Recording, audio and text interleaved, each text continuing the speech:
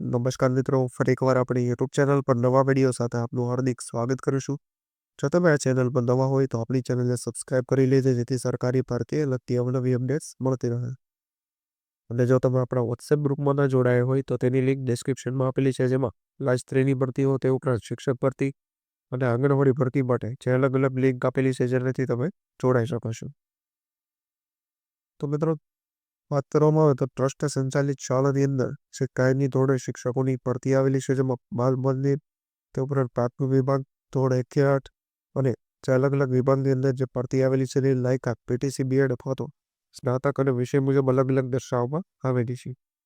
વિષયની વાત કરવામાં આવે તો લગભગ તમામ વિષયો માટે જે ભરતી આપવામાં આવેલી છે અને ઓનલાઈન વોટ્સએપ દ્વારા અરજી કરવાની રહેશે, જેવું જાહેરાતમાં દર્શાવવામાં આવેલું છે. તો આ વિશેની સંપૂર્ણ વિગતવાર માહિતી આપણે આ વિડીયોમાં આગળ મેળવીશું. તો ચાલો મિત્રો, વિડીયો શરૂ કરીએ.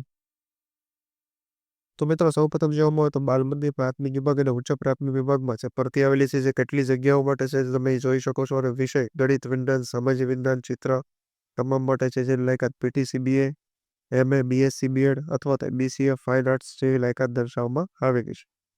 પણ માધ્યમિક વિભાગમાં ગણિત, વિજ્ઞાન અને અંગ્રેજી માટે ભરતી છે. ત્યારબાદ ઉચ્ચતર માધ્યમિક વિભાગ સાયન્સ અને કોમર્સ વિભાગમાં પણ ભરતી આપવામાં આવેલી છે. ત્યારબાદ ઓફિસ માટે એટલે કે વહીવટી સ્ટાફ, જેમાં એકાઉન્ટ અને ક્લાર્ક માટે જે જાહેરાત આપવામાં આવેલી છે, જેની લાયકાત બીકોમ, એમકોમ અથવા તો જે કોમ્પ્યુટર માટે SSC પાસ હોવું જરૂરી છે. ત્યારબાદ સેવક ભાઈઓ માટે પણ 12 પાસ પર જે ભરતી આપવામાં આવેલી છે.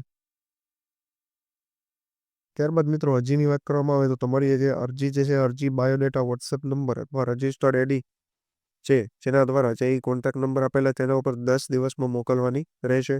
અને ટેલિફોન દ્વારા ઇન્ટરવ્યુની તારીખની સમયની જે જાહેર તમને કરવામાં આવશે. ત્યારબાદ એ સંચાલક એટલે કે શાળાનું સરનામું, કોન્ટેક્ટ નંબર, ઈમેલ આઈડી સંપૂર્ણ માહિતી જે છે એ જાહેરાતમાં જ આપી દેવામાં આવેલી છે.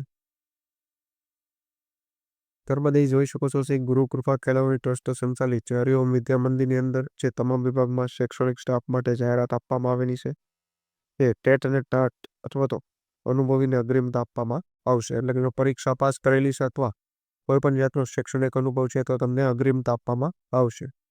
તો વિશેની પીડીએફ અને અન્ય માહિતી આપણા વોટ્સએપ પરથી તમને મળી જશે. તો આજના વિડીયોમાં બસ આટલું જ. ફરી મળીશું નવી માહિતી સાથે.